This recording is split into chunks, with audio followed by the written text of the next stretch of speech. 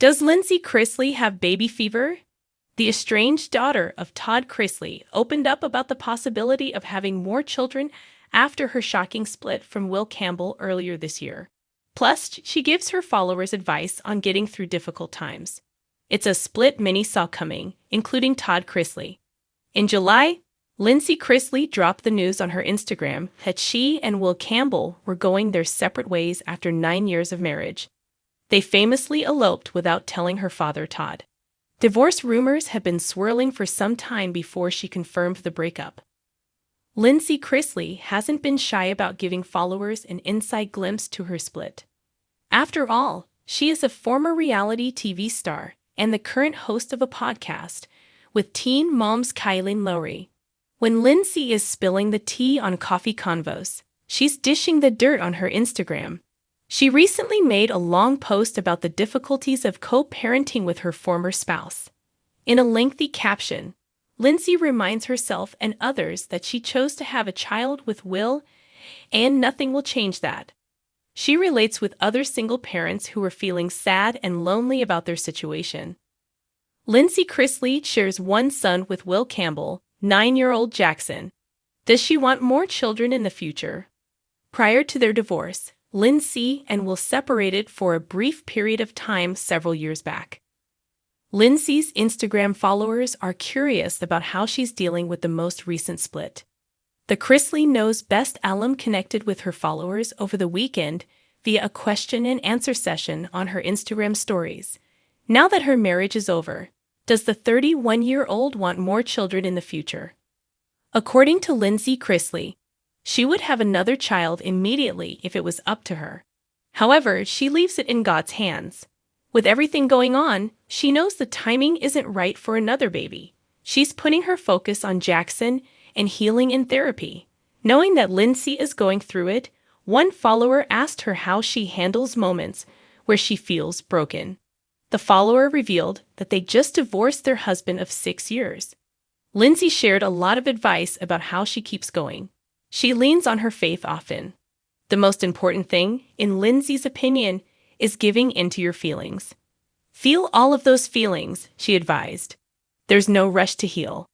Do you think Lindsie Chrisley will have another baby someday? Share your thoughts in the comments below. The eldest daughter of Todd Chrisley is no longer on the USA Network show. However, noon episodes of Chrisley Knows Best and Growing Up Chrisley air Thursdays. She wakes before the sunrise. The stillness of the early morning wraps around her. Delicate, tentative. A lukewarm cup of coffee rests in her hands, steadying her trembling thoughts. Across the room, a photograph of her son smiles back. The light in his eyes. Bright, innocent, tethered to her heart. Fresh from divorce, the world feels uncertain. Months have passed since the official end, October 2021. The quiet collapse of a partnership that once promised forever.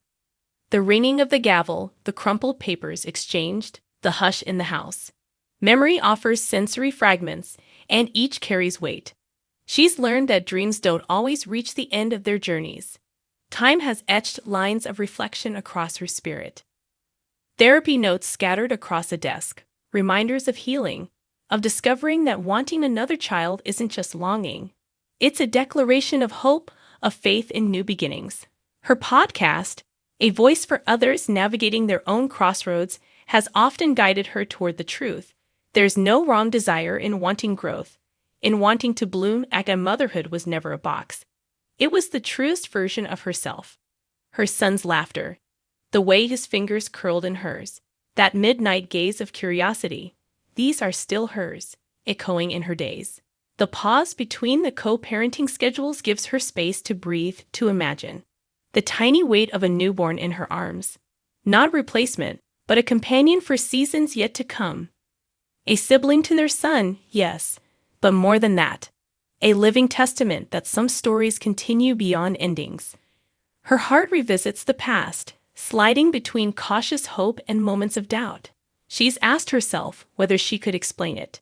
That she wants a baby with an ex, navigating the logistics of shared custody and shifting affections. She remembers imagining 2 children, each with their own relationship to her ex-husband.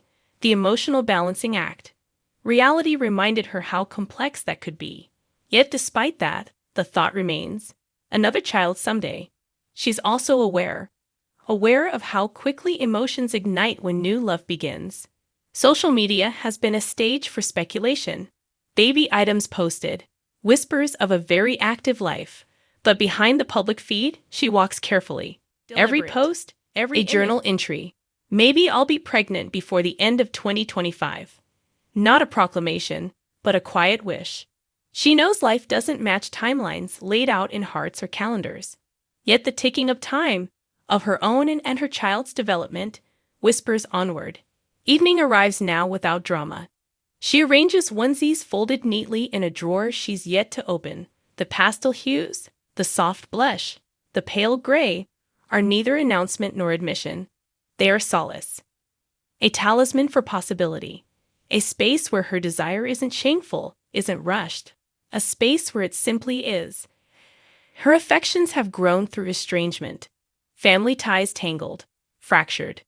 The podcast, Southern Tea, became the vessel for airing grief and for reaching toward peace.